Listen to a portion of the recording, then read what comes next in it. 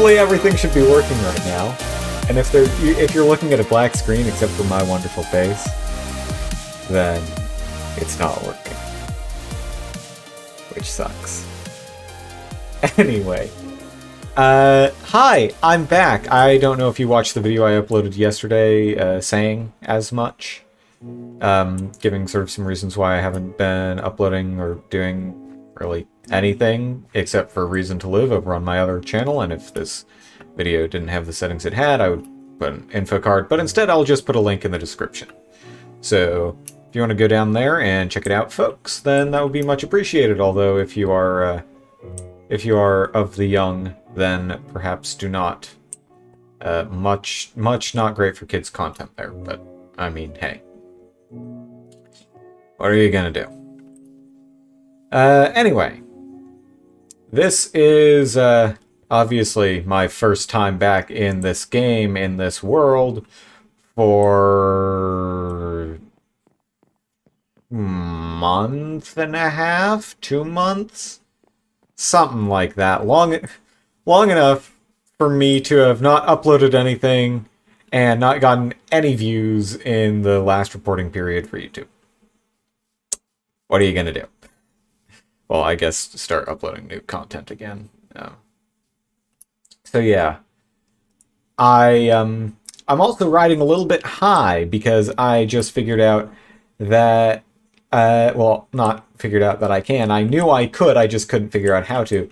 But I have now figured out how to have my videos export with, or not export per se, but my videos record with multiple different audio tracks reliably and cleanly, and that was something I already knew how to do. But the important part, the big part, is I figured out how to make my processing software that I use to, because I record in a format that, I record in MKV format.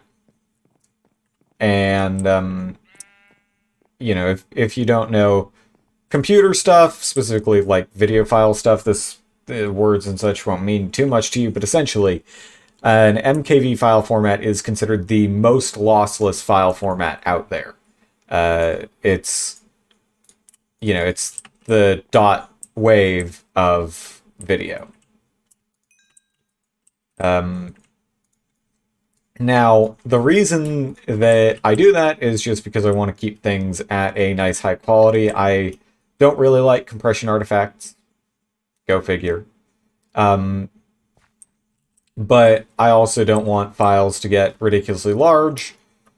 So MKV actually seems to work relatively well for keeping files at a reasonable size while minimizing compression. Maybe I'm wrong, though. I mean, small file size and minimizing compression tend to be mutually exclusive, but you can also just end up with a bunch of junk data in MP4s. Like, back when I was recording in MP4, files would regularly stretch up, like my recording files would regularly stretch up to 30 gig.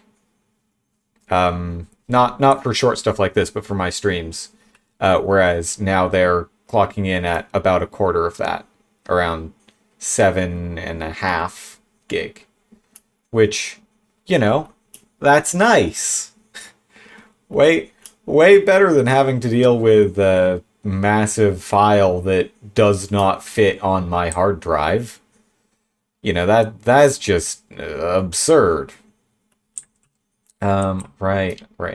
Sorry, I'm refreshing myself and reminding myself of all the goods that I am in the need of, such as torche.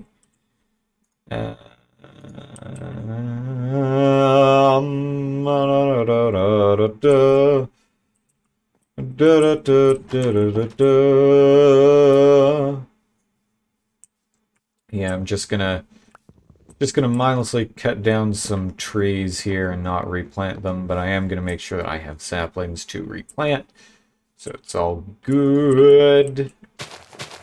So yes, as I was saying, I figured out how to get my processing software because I work, or I record in MKV, which is not compatible with the editing software I use, Premiere. I have to run it through essentially a file converter. Handbrake is the system I use. It's a very, very good, very efficient piece of software from what I can tell. Obviously, I'm not any sort of tech guru. Do not start asking me complex technical questions because I do not know the answers to complex technical questions. I can probably tell you where to go to find the answers. My aunt managed to get a certification, or like I don't know the exact proper term for it, but like a certification, whatever, for gardening, like horticultural stuff. Uh, Purely not from knowing anything super in depth about plants or growing or any of that stuff, but just from knowing where she could find that information. When you're not taking like an academic test in this day and age with the internet, knowing where to find accurate and reliable information is just as good as knowing that information yourself. If not better, because it means that you can more easily broaden your understanding and your information. Now, I would like to stress here, and make abundantly clear, just because you find it on the internet does not make it true. That fact has been repeatedly proven again and again by a great number of people. Now, with that said, there we go. That's what I was looking for. With that said, just because you find it on the internet doesn't mean it's false either. It's important to, be able to figure things out and, use critical thinking, right? That one of the tragedies of our modern age, and I'm going to sound like, a cranky old man when I say this, but one of the tragedies of our modern age is that critical thinking is so incredibly essential, and yet so few people are actually capable of it. Like, the people who claim to be doing it the most and the best are the ones who are the most, like, sorely lacking in it. Just because there's someone on the internet saying that they have all these, insider secret answers and all of your problems will be solved and all that stuff, that does not make any of that true, no matter how much you want it to be true. And no matter how simple the answer seems. In fact, the simpler the answer seems, Occam's razor is all well and good, right?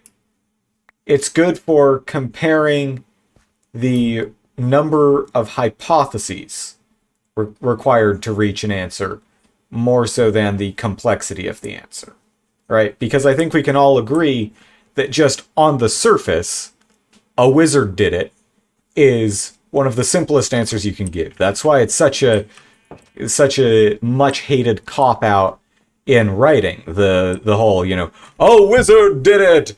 Therefore, I, the author, do not need to explain why my plot sucks and my world building is inconsistent, because a wizard did it! Yeah, no, that's not good world building, that's not good writing, that's not good anything. So, with that in mind, right, that's one of the simplest explanations you can have out there. Occam's razor saying, simplest explanation is most likely to be the case. If that's your interpretation of Occam's razor, if that's how you perceive and try to apply it, then you're going to go with the a wizard did it explanation 10 times out of 10.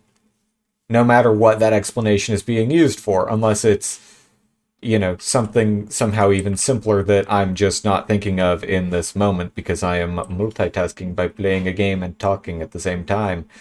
But, often, right, the world and society is very complicated and messy. So, to stick with the a wizard did it example, here's where the complexity version of Occam's razor and the hypotheses required version of Occam's razor sort of butt heads a little, right? If you go with the former, the complexity-based argument, then whatever argument is the simplest on its face is the most likely to be correct. Now, what Occam's razor is supposed to mean is that whichever argument is, as a whole, simpler. So that means including all of the assumptions that are necessary in order for that initial assumption to be the case. So to stick with the "a wizard did it" example, right? Wait, no, that was a bit early for those ones. Yep, quite a bit early. But I hit gold, which would be great if I really. Actually, I think I might have some redstone back at base, so maybe I can make myself a clock. Yeah, that might be useful. Either way, I'm gonna need to get a not stone pick. I have a stone pick. I'll need to get myself an iron pick for that.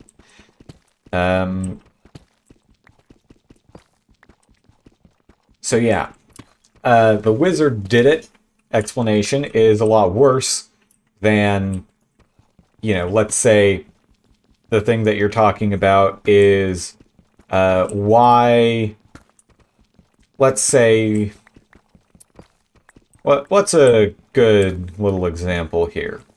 Let's say how you can make fire by rubbing sticks together, right? A wizard did it is very simple and straightforward. So, what are the assumptions that we have to make for "a wizard did it"? Well, first, you have to assume that magic is real. Because wizards existing requires magic to be real, right? I don't think that's a very controversial, I mean actual wizards, not just people who call themselves wizards. I mean actual wizards, because if we're saying that calling yourself a wizard makes you a wizard in the sense of "a wizard did it," then you can call yourself a wizard and do something, and then, yes, a wizard did it. You're very original and funny, haha. But so we have to assume, right, that magic is real, which it's not. So that assumption, immediately starts flying in the face of reality. But let's assume that we don't know that, right? Just for the sake of this thought experiment here. This little mental exercise, as it were. So we are, operating in the assumption that we don't have a way of conclusively proving. Well, I mean, we kind of don't have a way of proving that magic isn't real because it's impossible to scientifically prove a negative. All we can prove is that we are not capable of proving that magic does exist. And therefore, we assume it doesn't because there is no evidence to suggest that it does.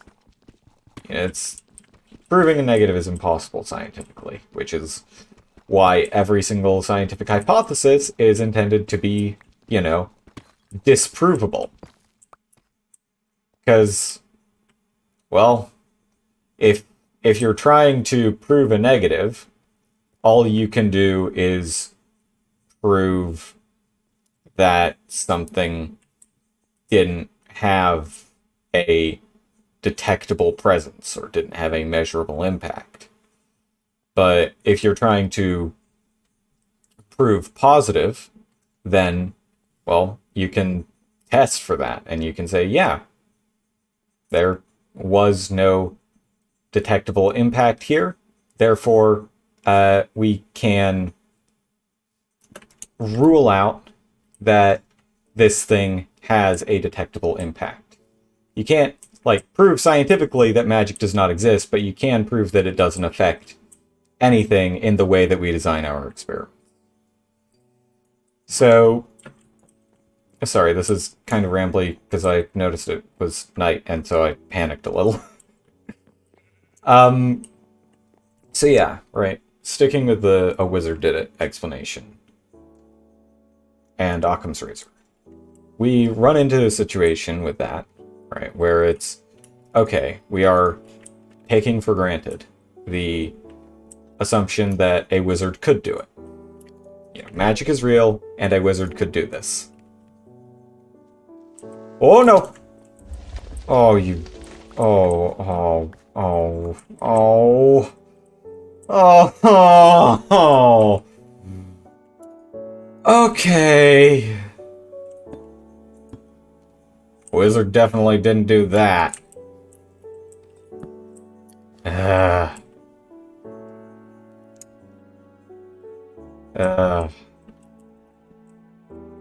Well, that happened. There. Good as new. Ugh, man. Well, guess I have to grow a spruce tree now. Whoops. Anyway, before I was so rudely interrupted, I was saying, when you're working in an Occam's razor type situation, you know, you're assuming, like, okay, so we're assuming a wizard did it, which means we need to assume that magic exists, so wizards exist. And then we need to, well, actually, no, we need to first assume magic exists. Then we need to assume wizards exist. Then we need to assume that a wizard could do this. And then, finally, we get to the assumption of a wizard did it. But there are a bunch of other assumptions built in to the a wizard could do this part of that, which makes it a lot harder to, you know, actually, you know, come to any sort of conclusion about. So if we instead say, okay, let's assume that the thing causing a fire from rubbing two sticks together is just a buildup of heat, right? Now, scientifically, this is what we know to be the case. So you have a buildup of heat. Okay. Well, first we have to assume there that rubbing sticks together creates heat. That's pretty easy to test. You can just take those sticks and rub them together for a while. Yep, that generates heat. Okay, cool. Now it comes to, can enough heat cause fire?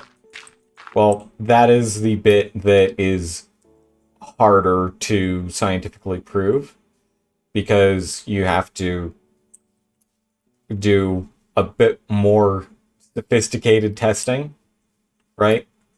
You know, to ideally very rigorously prove this to modern scientific standards, you know, obviously not ancient scientific standards, because there really weren't a concept, or wasn't a concept of scientific standards back in the day. So you have to have some form of, let's say, a laser thermometer or an infrared camera or something else that shows you a fairly reliable temperature reading. And then you use varying methods of heating that thing up. And if it's, you know, except for fire, because we all know that fire spreads really quite easily, and so even if you were to use fire as one of your methods, if you were really being scientifically rigorous, you would have to discount it as an outlier because it would take a couple seconds. And it would happen at a much lower temperature, most likely. Because, you know, that's how fire works. It spreads. It likes doing that. What can I say? It's a chain reaction by definition. And a chain reaction that doesn't chain is pretty lousy chain reaction, if you ask me. You know, pretty poor excuse for a chain reaction there. Fire didn't spread. Anyway. So if you have, you know, you don't necessarily need those sophisticated temperature measuring tools, but those will help you conclusively prove that is a particular degree of heat at which something ignites. So if you measure it at a particular temperature and then it bursts into flame time and time again, you know that it being at that temperature causes it to burst into flame spontaneously. There you go. So that's another thing that we can pretty reliably test and find a conclusive answer for. And then the last bit of the rubbing sticks together to get fire example is, now we test whether that process is actually responsible for the sticks catching fire, or stick singular, depending on your experimental setup. Oh, that's why it's so dark. I didn't put any of the torches that dropped back. That's right. There. Bah.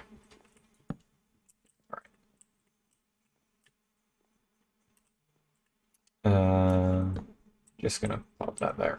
Sure. And then, yeah, I'll just say that's good enough. Who's to know? Who's to know? So anyway,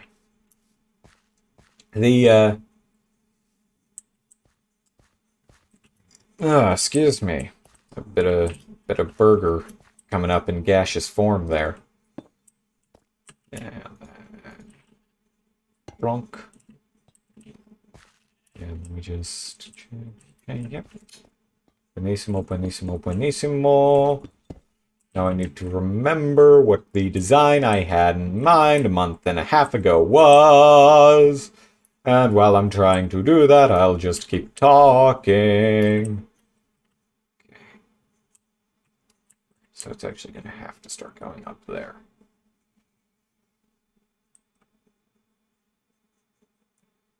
Okay, yep, I have in mind what I think my design idea was back then.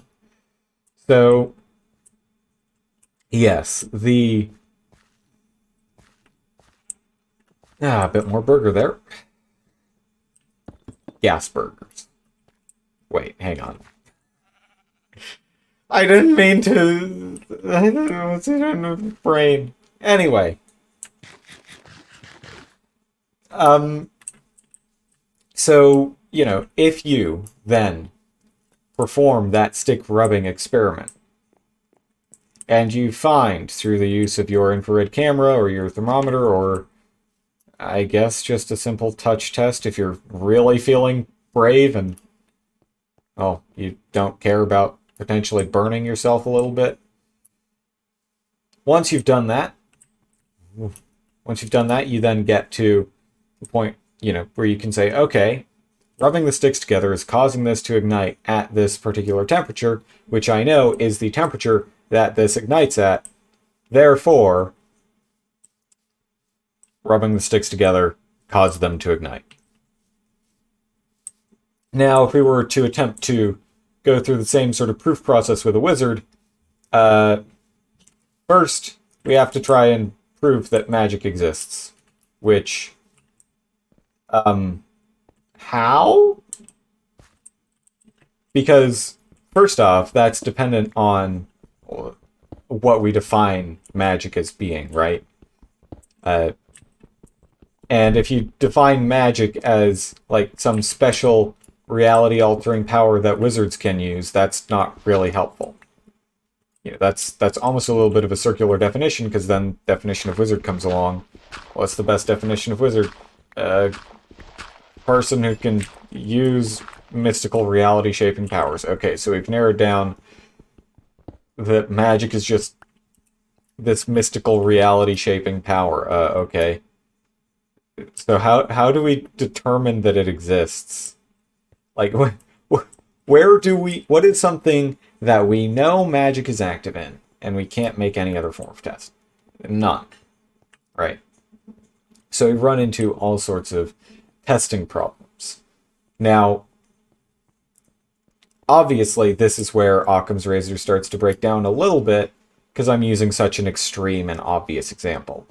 But let's go with a slightly more complicated example that's not just as cut and dry, as it were, as the well, emphasis on dry there, really. Um, so let's say there's I don't know, say a serial killer, right? All the evidence points towards it being one particular person. This person is a very unremarkable person, so there's no reason to, think that they are necessarily any more prone to this or any less prone to this than a randomly selected other person. They, to all intents and purposes, seem perfectly average and normal. So, all the evidence is pointing to this person. You've got two possible interpretations of that data. Interpretation number one is that this person really is a serial killer and really did do it. Okay. Interpretation number two, this person is being framed.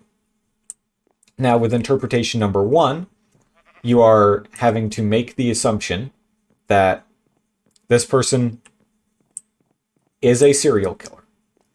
This person is good at hiding that they are a serial killer, but not so good that they were able to remove all evidence pointing to themselves. Instead, they've left a bunch of evidence pointing to themselves, and that's how we know they are the serial killer. There you go. Your assumptions are that they're a serial killer, and that they're okay at hiding it, but not the best. Now, one of these assumptions is essentially a neutral value. The assumption that, yes, this is the serial killer. Because whether you're assuming this person is the serial killer or someone framing them as the serial killer, that's roughly an equal weight in this scenario, because there's nothing saying, oh, yes, this person has inclinations towards it, or no, this person would never do that. Most often, serial killers come from among the ranks of people who are thought to be completely incapable of doing such things. So, yeah, don't give that one much weight there if you're ever a detective or anything like that. It's always the one you expect the least.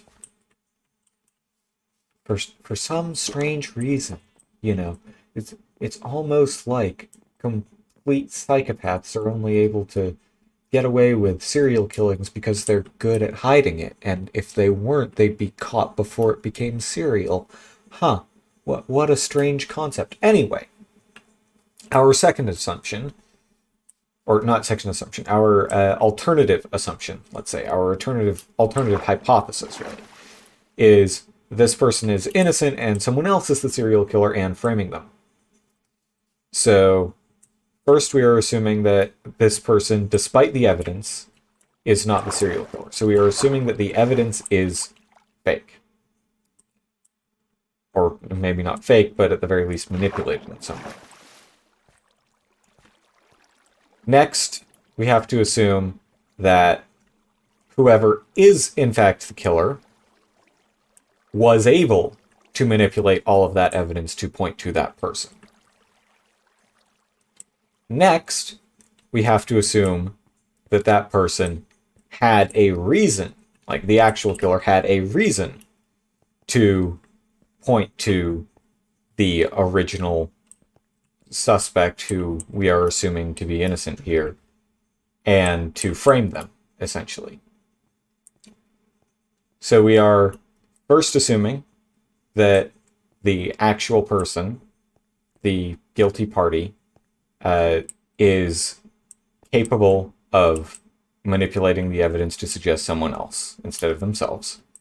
And we are assuming that they have a particular reason why it is pointing towards this one person and not just pointing it to a bunch of different people in order to throw anyone off the potential trail. Now, there could be a couple reasons for this. It could be that this guy's just some unlucky, randomly selected schmuck who is now being used as a scapegoat because, let's face it, if you give the police a lead and they follow it and they find someone, they are probably going to spend a whole lot more time trying to pin down that lead and, follow through with confirmation bias than they are, applying Occam's razor like I'm suggesting here. And saying, okay, at what point does the assumption that all of the evidence is correct become outweighed by things like alibis and contravening testimony and whatnot? So there's that. And of course, the other oh right, I found some gold over there. Yeah, I'm remembering things. My brain is kicking back into gear. It's been a while, but I'm getting there. My brain is doing brain things, I think. So yes, they have to assume, right, that this person has, like, the apparent culprit has been framed, that all of the evidence is pointing at them, either because they were a convenient target. Oh no. Hang on. Oh. There we go. Either because they were a convenient target or because there is some sort of personal grudge against them. It doesn't really matter for the purposes of, like, a police investigation why, but it does for Occam's razor. Right? Well, I guess it kind of does for a police investigation, but whatever. So for Occam's razor, right, you have to assume either they were there, like in a position to be scapegoated, and that they were then randomly selected, essentially, and are just unfortunate, and have therefore been in the right place to be scapegoated, or in the right situation to be scapegoated every other time. Or the alternative hypothesis here, that it's assuming that it is a deliberate targeted framing, then that would have to be a situation where, yep, definitely, this person has a personal grudge against the one they framed, and because of that personal grudge, that is why all of this evidence is being pointed towards them. And potentially even why the killings are happening in the first place, or who knows, maybe not. That's another thing where that's more relevant to a police investigation than to Occam's razor. Because that's something that might come up during a police investigation that wouldn't come up with Occam's razor. Now, the key thing here, right, is that all of this is assuming that there's only evidence that points towards the person in question, rather than assuming. So that is sort of the framing of this hypothetical. That is basically never the reality. Because evidence is messy, and construing it as pointing towards a certain person, unless you have DNA evidence, is often kind of tricky. Even when it should be very obvious.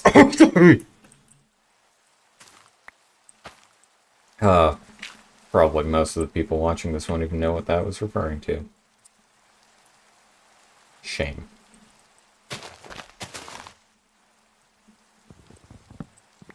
So, yeah, this one's been a bit of a long one, a little bit longer than usual.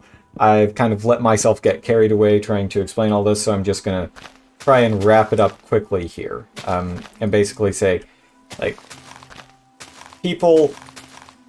Boy, I really got off on a massive tangent with this one, but I don't care. So, when you are in a situation trying to assess whether information is valid, right? Remember that Occam's razor isn't just what is simplest. It's also not just what requires the least number of assumptions. It is what requires the least number of, or not least number, but the overall sort of net least unlikely assumptions. So like with the wizard, all of the stuff of magic is very, very unlikely. But with that serial killer example, it could be that assuming that all of the evidence is correct is less likely than all of the assumptions that go into it being a framing. In which case, yeah, operate as though it's a framing, because that is what, even if the evidence itself points to this person, the sort of meta evidence and the other forms of, well, not evidence per se, but the other information pertaining to the situation and to the case, that is also relevant.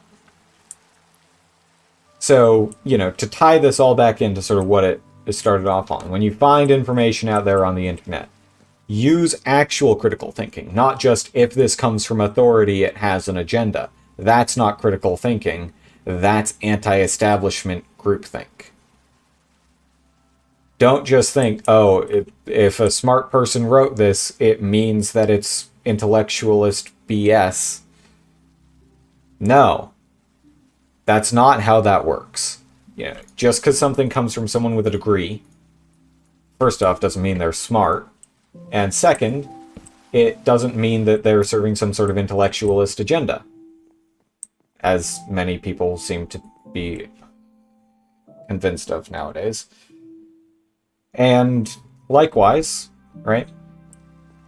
Just because someone says something that aligns with your assumptions about a particular group of people holding particular views, that does not mean that this person holds those particular views, or that that group as a whole holds those particular views. Just, no matter what, whenever you encounter information, your first priority with it should always be to assess not just how much sense does this make to me, how satisfying of an explanation is it to me. It should be, how many assumptions do I need to go through to get to that point, and how likely is each of those assumptions? To sort of tie it closed right at the end with a most real-world example that I think just about everyone in my audience, hopefully, everyone in my audience, I should really hope, can agree is an utterly ridiculous thing that some people believe. The idea that there are these reptilianoid aliens secretly controlling the Earth, like, say, David Icke, the royal family are all reptiles. First, you have to assume that aliens exist, which is likely, but then you have to assume that the aliens in question, or you have to assume that some of those aliens have developed reptilian characteristics. Possible, convergent evolution and all that.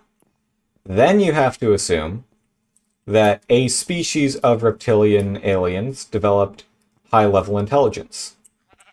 Okay. Now we're starting to get a little bit out there. And then, right, after that, you have to assume that those aliens with that high, excuse me, with the high degree of intelligence, were able to figure out a means of traveling faster than light. As far as we are aware, that is physically impossible. Now, we've been wrong about things being physically impossible in the past. And of course, NASA is working around the clock pretty much to try and figure out faster than light travel, because otherwise, sending stuff anywhere in space is just really slow and boring and expensive, and it's half the time it's just not worth it. Hence why we don't send much stuff to the moon anymore, because there's really not that much there. It doesn't have a strategic purpose if it were to come to a global war or anything like that. Because, I mean, you send people up to the moon. Okay, that's great. By the time they try and get back somehow, yeah, probably going to get shot down at best. So, have to assume that these reptilianoid aliens developed a form of faster than light travel. Have to assume that with that faster than light travel, they have visited Earth. Then you have to assume that they had some particular reason or interest in usurping the power here on Earth. Then you have to assume that they decided to do so by replacing or becoming, or whatever, the royal family of, admittedly, a now former empire that spanned a good chunk of the globe. So, okay, that's a pretty straightforward assumption. If you want to assert global power, you either take over a country and then propel it to the closest any country has ever come to global domination, or you take over the country that is the closest to global domination. Take your pick. I do not regularly read reptilian conspiracy theorist literature, so I don't know which one of those two things they think happened. I'm referring specifically to David Icke, who is sort of the poster boy for that stuff, because he believes that the British royal family is reptilianoids. Boy, this is a long episode. Oh well. I've been gone for a while, so y'all are getting a bit of a treat, if you can call this a treat. So, yeah, you have to make the assumption in there that that the in order to do so, you have to assume that these reptilianoid aliens were capable of almost perfectly passing themselves off as human, despite actually being reptilianoid. Okay. Then you have to make the assumption that this disguise is so close to perfect that nobody but David Icke and people like him have seen through it. Yeah, that's also kind of starting to lose me quite a bit. And then, right after that, you have to make the assumption that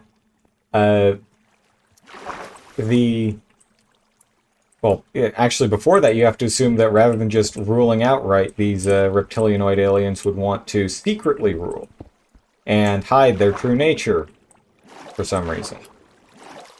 And then after that, you have to assume all of the other crazy things that David Icke believes. I'm pretty sure that there's stuff like ritual sacrifices in there, so you have to assume all of those things.